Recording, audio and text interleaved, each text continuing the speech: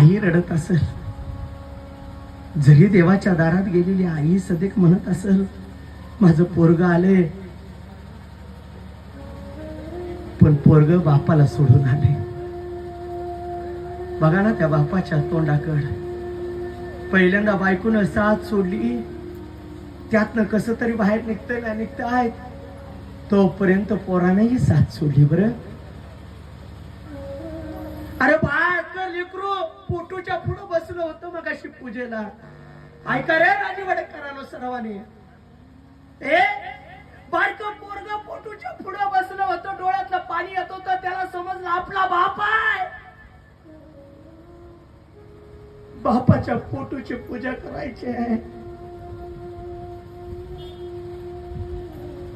अरे त्या बापानं त्या पोराला अजून त्या मायेचं प्रेम द्यायला हवा होता र तो बाप.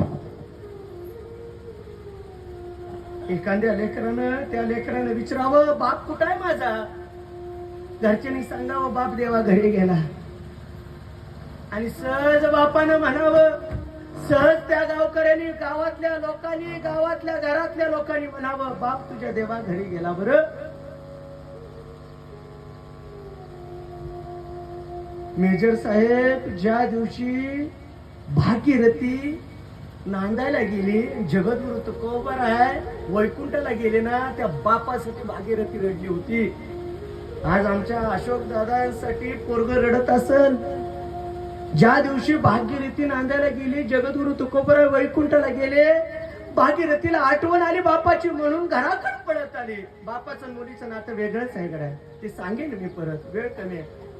ए पळत घरापर्यंत आली, आईला म्हणते आई बाबा कुठं आहेत ग माझे, ए आई बाबा कुठं आहेत.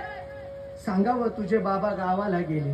कोण्या गावाला गेलेत गाई, सांग आई कोण्या गावाला बाबा गेले.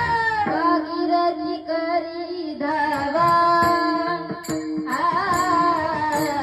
बाबा गेले कोण्या गावा.